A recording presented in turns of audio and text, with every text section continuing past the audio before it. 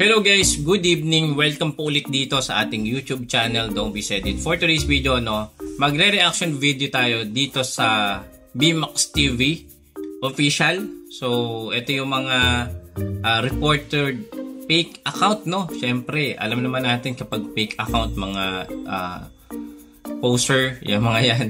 At the same time, sumisira ito ng isang creator, or hindi lang isa, karamihan talaga affected sa mga kumukuha ng video na walang paalam. So, eto nga, yun guys, So, merong mga pages na kinukuha yung video ng BMAX TV na walang pahintulot. At bakit nga ba natin to kailangan pag-usapan? Actually, ang daming nagva-viral ng mga pages kahit hindi sa kanila yung video.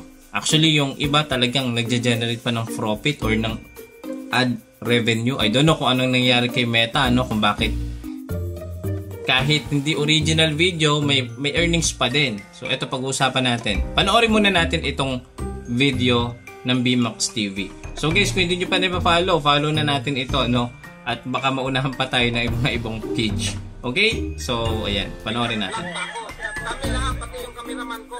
Nag-comment. Black. Guys, naman. Please naman. Yan guys, So, tandaan nyo, yan. BMAX Reels. BMAX Reels. BMAX TV Bros. BMAX TV. Malaki yung T niya, guys, ha? Okay. Malaki yung T. So, guys, yung BMAX TV, yung T is maliit. Etong fake na page, malaki yung T. So, dapat matandaan natin to. Dapat familiar tayo, guys, Siyempre, kung tayo isosuporta, doon na siyempre sa legit. Actually, dati, na-experience ko to, Nung kasagsagan ng pagbulusok ng mga short videos. Ang dami talaga naglabasan mga fake accounts. At the same time, minsan nagagamit pa yung fake account sa masasamang gawain or bagay. So, isa na nga din ito, Yung iba, gumagamit ng GCash, Sinasabi may mga promotion. Kaya, sabi ko, kung may makikita yung mga ganitong page, make it sure na muna nila, i-authenticity muna nila, or i-clear muna nila, or i-research nila kung totoo ba talagang page yun. Okay? So, ano nga ba yung mga dahilan kung bakit ginagawa ito ng mga creator? Siguro, number one, fanatic sila ng BMAX TV, or idol nila tong BMAX TV na vlogger. So, ang ginagawa nila, instead na sila yung gumawa ng sariling account or ng video, kukunin na lang nila, 'di ba? So, although maganda yung intention, idol mo yung isang creator, at the same time, kinukuha mo yung mga video, hindi naman sa'yo. So, malaking malaking epekto sa mismong creator. Why? Kasi dito, kapag nakikita ni Facebook na maraming copy ng video, nahihirapan yung algorithm na i-detect kung sino yung totoo doon na creator. So, minsan, kung sino pa yung totoong creator, nagkakaroon pa ng violation. Dahil nga po sa mga poster or mga fake accounts. Diba? So, na-experience ko na to dati. Nagkaroon din ako ng violation dahil sa unoriginal, o sa akin yung mga videos, nagkaroon pa din ng unoriginal content. So, pwede namang i-appeal. Yun nga lang hassle. Lalo na sa side nila, diba? Na instead na magbablog na lang sila, mag-a-appeal pa sila. Diba? So, ang magagawa na lang natin is tulungan natin i-report yung mga fake account na to sa Facebook. 270k followers na siya. Tapos BMAX TV Vlog, yan, din yan sa amin. BMAX TV Farm Group, hindi yan sa amin. BMAX TV, ano yung followers niya? 500,000, imagine nyo guys, 500,000 yung followers niya. Monetize pa to, ha? Ano na Meta? Bakit monetize to sila? Hindi sa kanilang video to. Meta, gumising naman kayo, Meta. Ayan, Wala na. Parang comment na lang guys kung patuloy pa ba namin to. Wala na, BMAX TV, fantastic. Yan, BMAX TV official page. May official page pang mga loko-loko. BMAX TV Vlog. Di sa amin yan. BMAX TV, malaki yung game niya, Pagbibigay ako ng GCash at mamimili ako. Yan, isa sinasabi natin. Mamimili ako sa lahat ng mga subscribers sa YouTube channel namin. Guys, Hindi sa amin yan guys. Naman. Report. At guys, meron pang mga ibang account na yung mga ang video sa akin pero yung mga pangalan hindi sa kanila mismo pangalan, sa kanila mismo profile pero ang video sa amin. Buti sana kung ano lang, yung reaction video lang ginagawa nyo tapos may kumpleto kayo. So ito malinaw na pumapayag ang BMAX TV na mga vlogger na itong page nila, official page nila na pwedeng gamitin yung video nila as long na gagamitin sa commentary or reaction video. Pwede naman siya talaga. Sabi nga ni Facebook, di ba, kung tayo ay magpo-produce ng content, pasok yung commentary or yung reaction video. Unless na ito ay dapat merong modification or ang tinatawag na editing.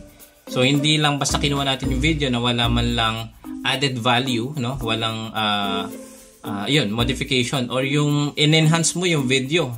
Nagkaroon pa ng panibagong video na mas matututunan, mas entertaining, motivational, inspirational, or mas nakakatuwa, 'di ba? So, ganun dapat. Hindi lang basta mag-upload tayo ng mga video ng ibang creator and then tapos na. Hindi ganun, guys. Actually, malaki yung risk kapag ito ay pinapatuloy natin. Ginawa ko na dito before, but ang disadvantage, masasayang yung oras mo, ma-demonetize ka, dadami yung followers mo, dadami yung likes, pero bababa na yan eventually.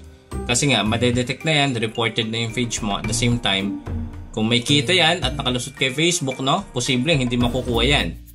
Magiging not payable yan. Kasi ganito, kapag ang isang content creator ay nag-report, pwedeng ma-take down yung mismong official page nyo. Ginawa ko na to dati, guys, no, sa mga poster, sa mga page, meron tayong tinatawag na intellectual property rights or appeal. Ang gagawin lang po is kung meron kayong mga katulad na video, sa'yo yon na nagpapatunay na ikaw ang creator, publisher na nag-release ng video na yon at napatunayan ni Facebook na ikaw, ang gagawin mo lang is kukunin mo yung link ng mga video galing sa dun sa fake account. Lahat, kunin mo ng link mula sa long form video, short video, and then ipipaste mo yan dun sa appeal form. Meron nga po tayong ginawang separate tutorial yan kung paano mag-appeal kung kayo ay nakuhaan ng video na walang pahintulot at ginamit para kumita sila or ginamit sa pansariling kapakanan. So, pwede nyo yung i-report kay Facebook. Automatically, guys, deleted yung mga videos. At the same time, kapag na-report ulit ito, pwede na ma-take down yung page. So, ganun lang yun, So, I suggest kay VMAX TV, kung mapapanood nyo to, i-report nyo, lalo-lalo na yung mga sa tingin nyo monetize na same account nyo dapat. Pwede nyo kunin yung sahod na yun, kung meron silang sasahurin doon, makikredit sa inyo, ibibigay sa inyo ni Facebook. Okay? So, hindi ko na siguro tatapusin, Sinong may-ari nito. Yan, okay yan. Pero kapag wala, guys, kapag hindi kompleto yung mga description kung sinong may-ari, may paalam. Ako, guys, mag-report ang video, guys, pati sa YouTube, meron mga nag-reaction video sa akin. Kung kompleto naman, okay naman yung guys, wala namang problema. Yung hindi lang kompleto kung sinong may-ari, sana i-promote nyo din kami, ganon. Yung mga nag-reaction video sa amin, sana i-promote nyo din kami. Oo, ganon. Dapat may promotion. Kasi sa aming video yan kumbaga, yun na lang gawin nyo, tapos hindi nyo pa magawa. Kumbaga ganon. Sana reaction video na lang, hindi yung mismong ganito. Oo. Ito ay paalam ko, sa YouTube pala, marami na tayong mga natanggal na account. Yan. Kasi sa YouTube, alam ko kung... Ganito. Sobrang malaki yung pagkakaiba ng YouTube at ng Facebook. Guys, alam nyo ba, meron din ako YouTube channel. Kaya i-segue ko lang. Meron na tayong over 110,000 subscriber. Ganito ang pwede natin gawin kapag sa YouTube. Si YouTube napakatalino na algorithm. Alam nyo ba, lahat ng kukunin na video at i-upload nila sa YouTube account nila, automatic na de-detect ng AI. I don't know, billion of videos na sa platform ng YouTube. Pero kapag merong similar videos, kahit yung clips, nade-detect ng algorithm at pwede mo yang i-take down. Saglit lang, guys. Kapag nag-a-feel ka ng take down, siguro 1 hour lang, balikan mo yung video na yun, wala na, take down na kagad. Ganong katindi. Basta napatunayan at nanalo ka sa a-feel mo na sa'yo yung video at katulad ng video at same na same, take down kagad ni YouTube. Ganon. So sana soon, di ba, maging ganito din katindi ang algorithm ni Facebook para makuha ng mga creator yung para sa kanila talaga. Yun. Yun lang. So sabi naman dito ng VMAX TV, pwede naman mag-reaction video as long nalalagyan ng description kung kaninong video yon, kung saan galing, 'di ba? Support dun sa official vlogger or sa creator, no? Yun lang naman yung dapat natin ilagay. Kapag kukuha tayo ng content ng iba, magpaalam tayo or lagyan natin ng official link nung may-ari ng video. So yun lang guys.